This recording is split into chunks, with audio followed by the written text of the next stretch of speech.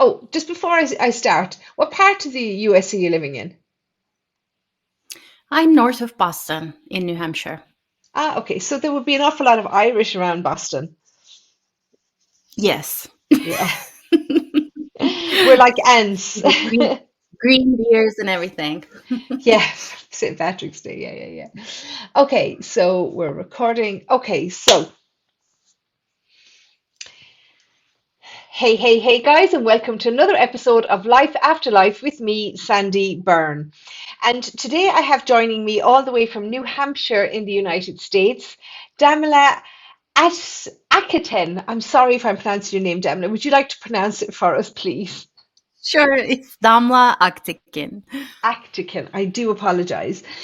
So Damla, although she is in New Hampshire, you grew up in Turkey, so you are from my side of the Atlantic. Okay, I'm in Ireland, obviously. So you are from our side of the Atlantic. So look, I've invited Damla on to the podcast because she is a light worker. She's an inner child energetic wound healer. She's a crystal healing teacher, a soul healing writer, an intuitive reader, an astrologer, and she also has her own podcast. Okay, so multi-talented lady. So, Damla, if it's okay with you, I do like to start the podcast by asking people how they got into holistic work, because I do like people to understand that we didn't come out of the womb working in this area. Okay, something brought all of us to this area. Would you mind telling us a bit about your background and how you got into this area of work?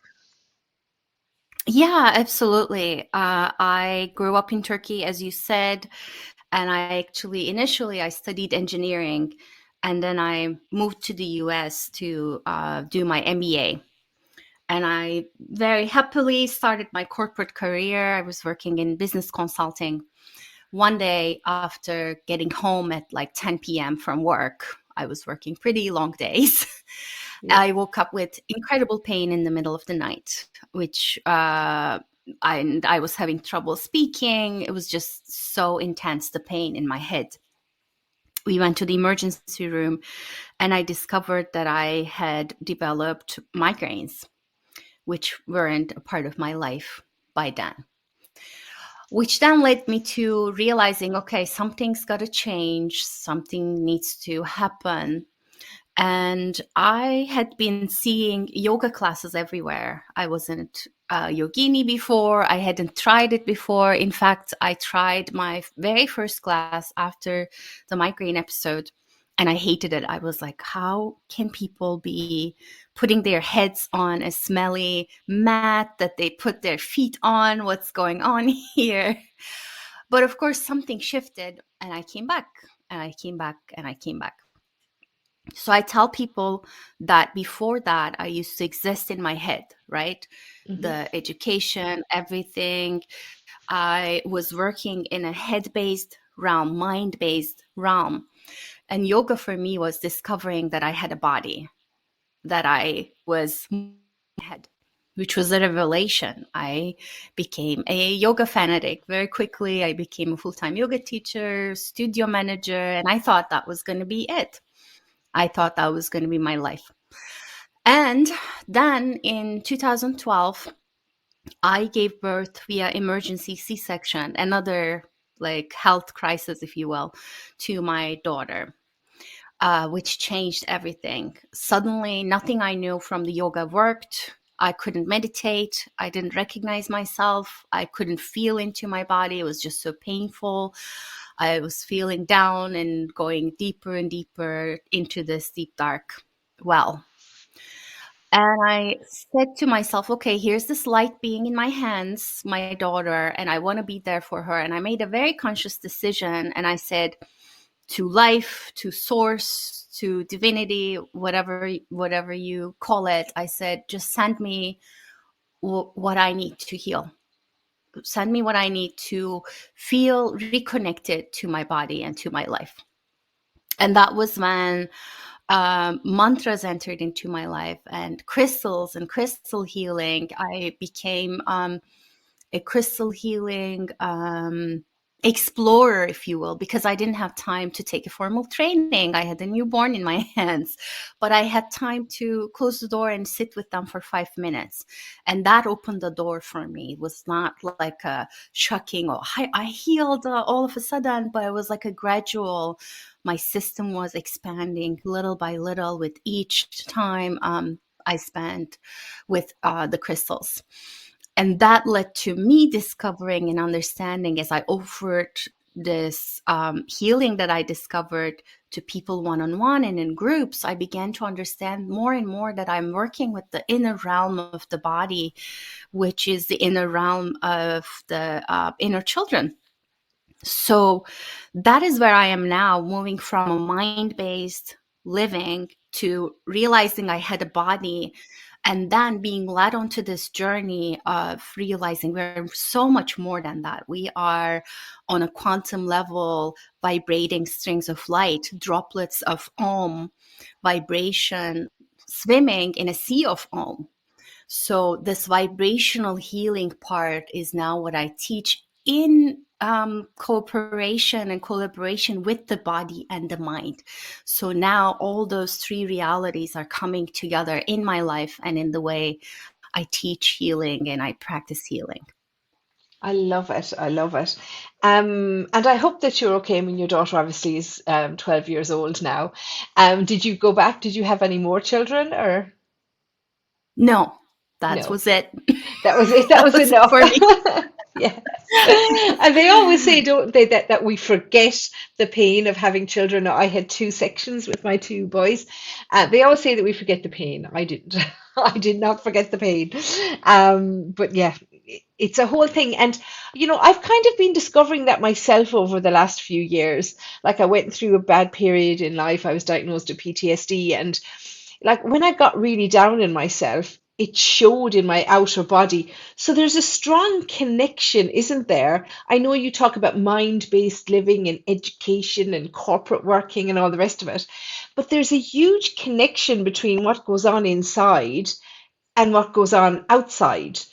Did you find that? I mean, is that where you come from? Because, I want to talk about the inner healing and the child healing, the inner child. Like, do you see it that way, the connection between the inner self and the outer self? Yes. And it's so much more complex and beautiful than that, isn't it? Yeah, yeah. Because what I now see in myself and in others is, let's say I'm having a relationship problem with a friend Hmm. or a family member. I now know that part of that is an inner child in me that needs nourishment, and that shows up physically. And when that shows up, I also know that another option is possible. Within the wounded areas of our bodies, within the parts of our bodies that carry the trauma, we also carry the quantum potential of not having had that trauma, of shining brightly, of really fulfilling your potential. So what it becomes is all those places that hurt in you that are a little bit more sore, like maybe you feel like there's a rock on your in your throat, or there's a weight in your heart. I came to understand that all of those physical symptoms are really showing you your biggest potential for healing and shining out in the world. And when you do that, suddenly your words come out of your mouth like lighter. You stand a little bit taller and you're at ease in a conversation that would normally trigger you. So all of those things are possible when you learn and understand the language of your inner realm, what I call is the realm of your inner children. That's a great explanation. Thank you. And could I ask you to elaborate a little bit more? Because I have to be honest, and this area is all new to me. Like I'm a medium, I connect with spirit and that, but like this whole area is new to me. So when I hear somebody talking about their inner child, I automatically think of, did they go through trauma when they were a child? Is that what we're talking about? But it sounds deeper than that to me. Would you mind elaborating a little bit more on what our inner child exactly is? Yes. In 2022, I went on a pilgrimage to Egypt. and I stood by the Great Pyramid at night, and then I journeyed into the Great Pyramid to the King's Chamber. But before that, when I was not even considering going to Egypt, I had a dream where it's nighttime. I'm getting to your question, I promise. No, It's nighttime. I could listen to you all day, I so please take your time.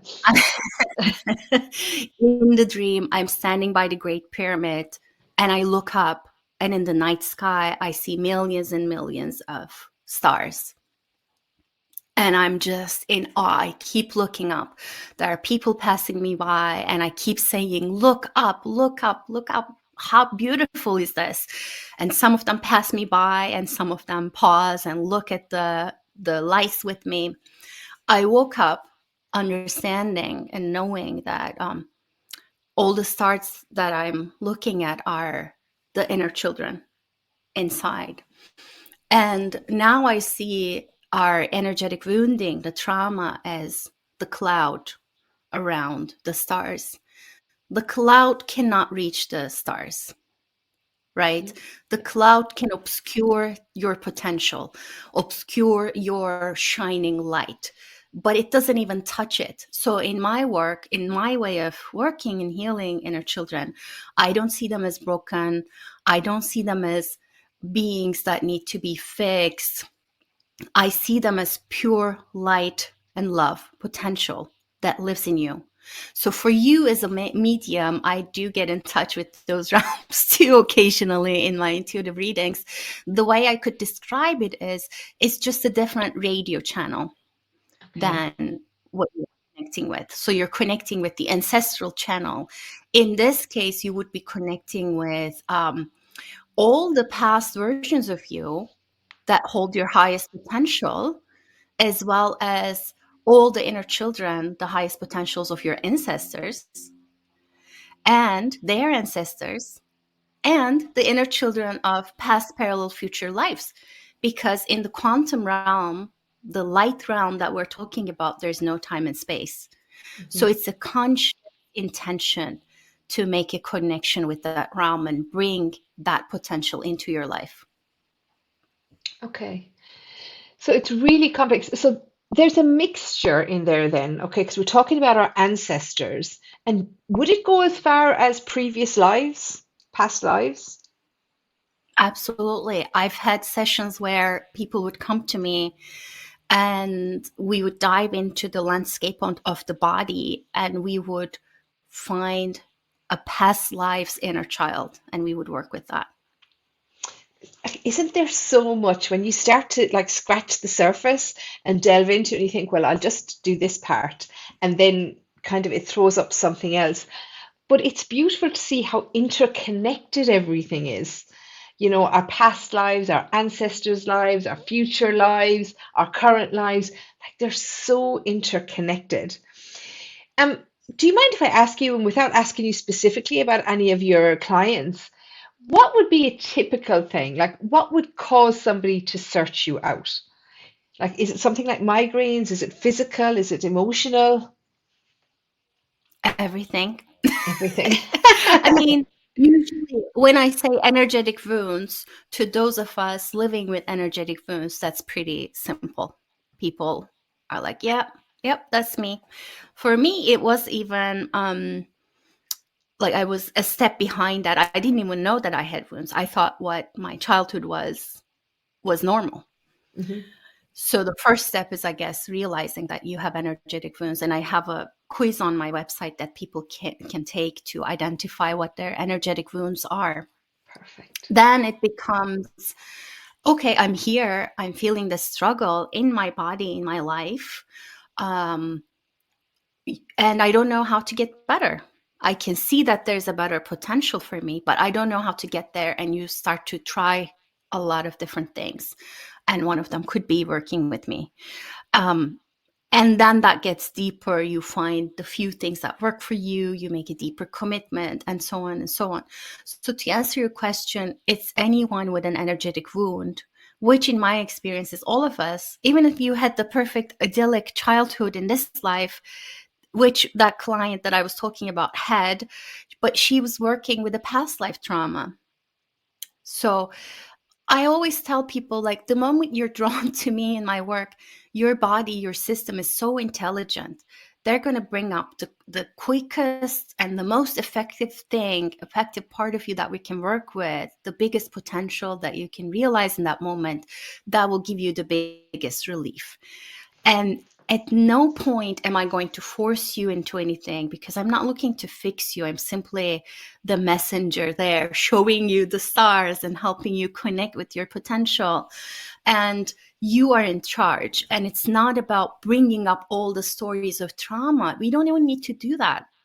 The moment you focus on the sensation of the body, the trauma is there already.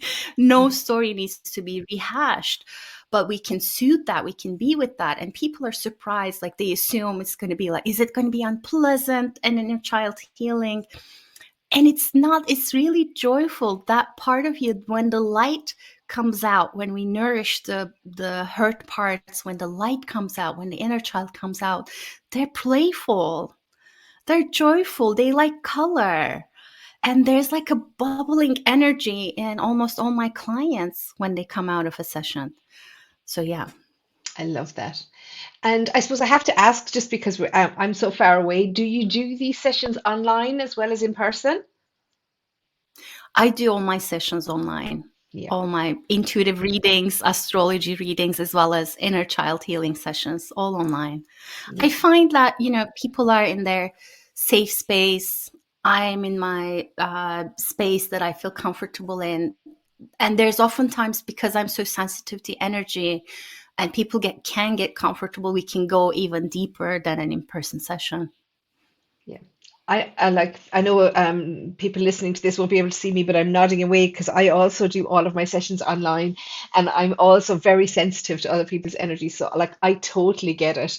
But it's worth mentioning it to people because people don't always understand how somebody else's energy can affect us so much, but it really, really can. So, can I ask you then about the crystal healing? Okay, I know you talk about crystal healing being a practice of love and connection. Where did that come in? Or like did that happen for you at the same time, as you were learning about the inner child? Yeah, crystal healing came first because as a new mom, as I said, I was looking for ways to connect with myself. And as I got myself a few crystals, I was lying down with them. It just, at no point it occurred to me to say, this crystal only does this, or like, you need to place this crystal only to your heart, or this. And in fact, I often found just intuitively they would want to go to other places. It's when I started to teach crystal healing as an experience in group workshops, people would come to me, oh, this and this is happening. What crystals do I need? Where do I place this crystal? That I began to think deeper, to put what I was experiencing into words, into a way to teach this. And that teaching is very simple. When you think about who and what crystals are, it is very, very obvious to me that we're not here to quote unquote use them, because they are our ancestors. They are Okay. the building blocks of our body. Our bodies are made up of minerals. Your eyes are 90% water. Your fascia has crystalline properties. Your bones are 65% or more minerals. Um, your DNA is a liquid crystal. So we have different crystalline pathways in us called the meridians, as well as we are made up of crystals. So in my way of thinking about this, anything that contributes to your life in any way is an ancestor. So the land is an ancestor, right? The trees are an ancestor, and minerals are ancestors.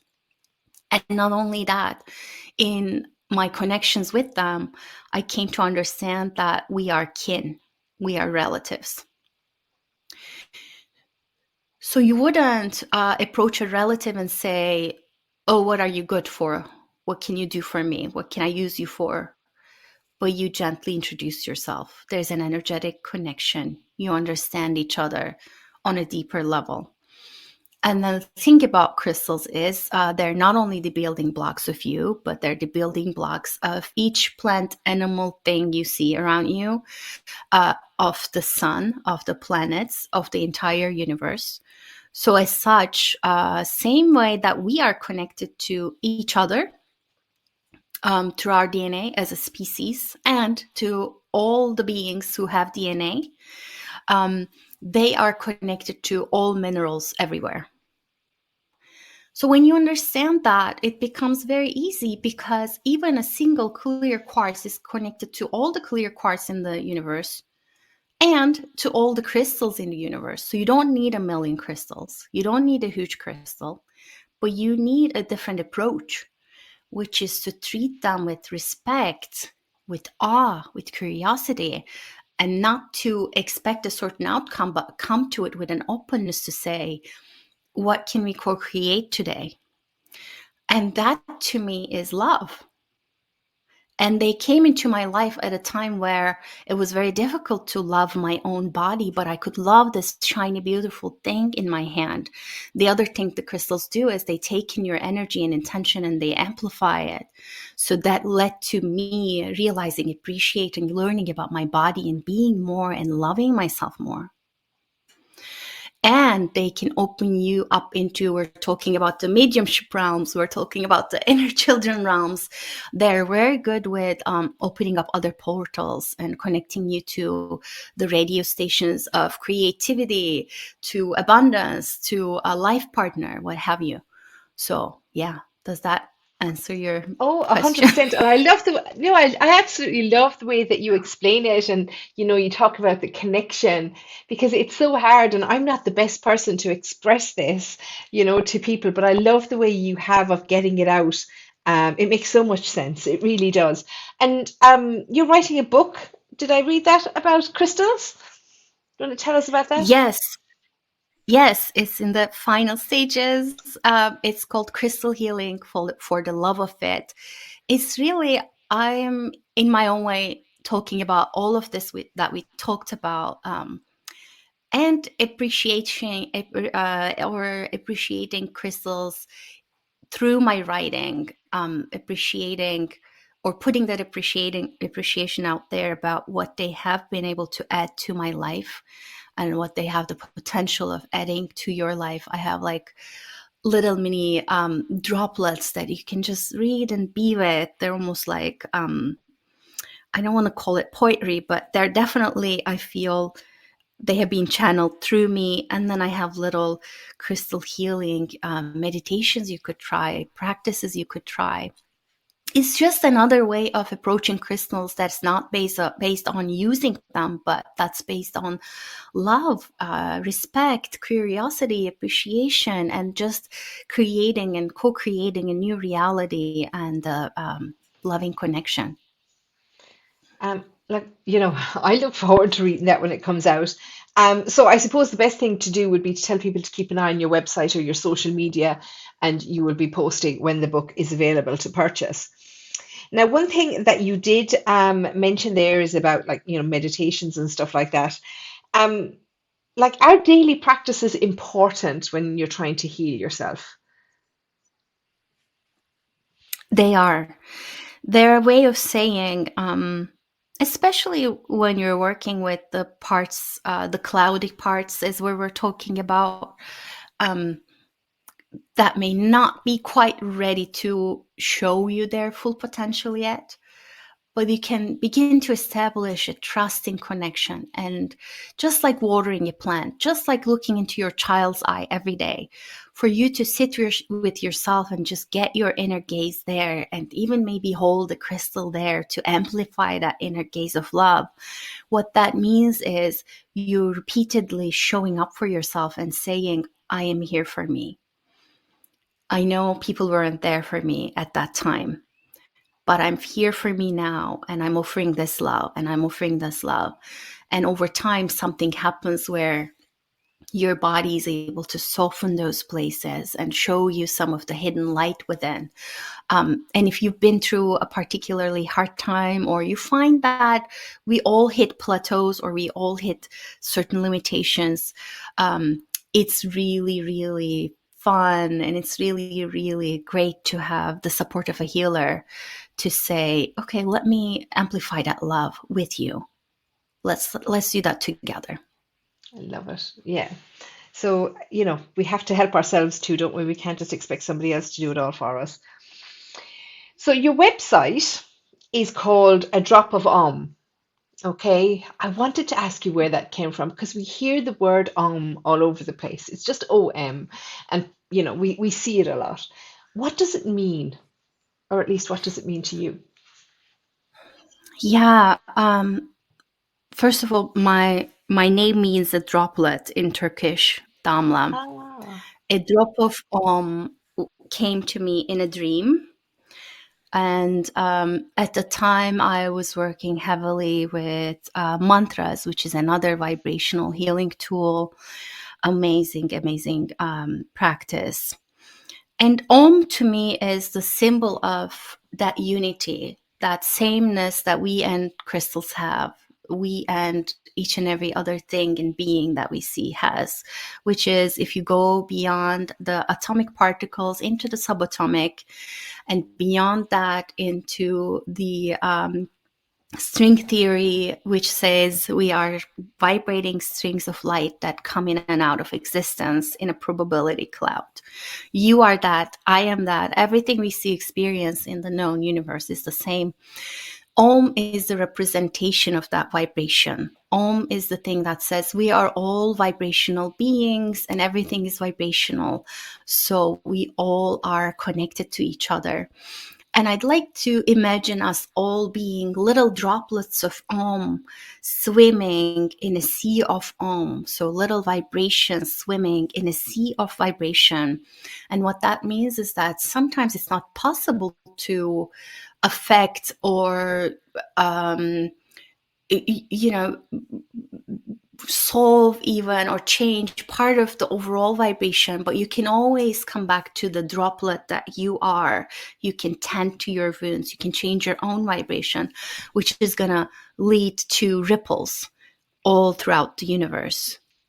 And the way that you approach crystals is a ripple. The way that you hold yourself when you're having a hard time, when you're moving through difficult emotions, is a vibration.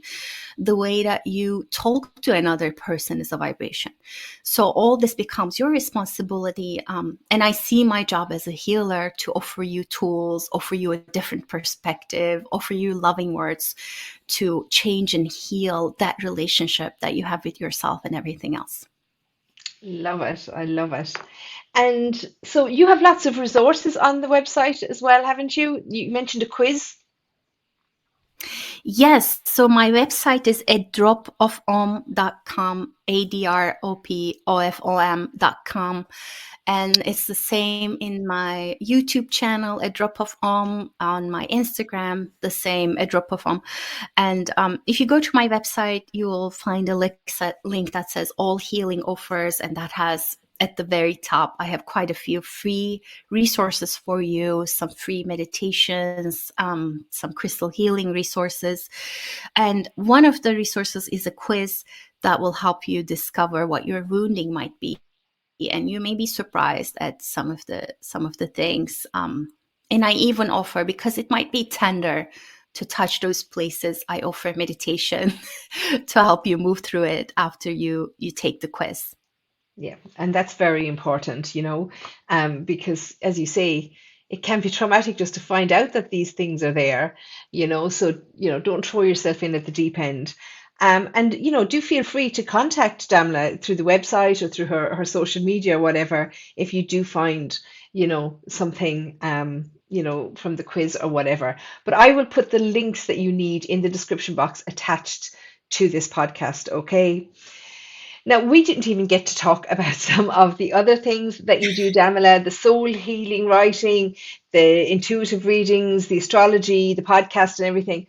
But you will find everything on the website, okay? So please do check out Damila's website, and, contact her with any questions that you do have, because she is very approachable. And as you can see, she's put so much time into herself, and people that do that and they've spent the time, they have so much to give because they've been through it all. Okay, so please do reach out to her. She will be able to help you. Okay, so, Damila, thank you so much for joining us on the podcast today. It's been an absolute pleasure and an eye opener for me. I think I'm actually going to go and do that quiz as well because I am, I'm starting to diagnose myself with all kinds of stuff now. But I think it would be so interesting, even from my own point of view, just to have a look and see kind of what's going on inside. So thank you so much for your time, Damila. And hopefully we will cross paths again, maybe in a future episode, we'll have you back.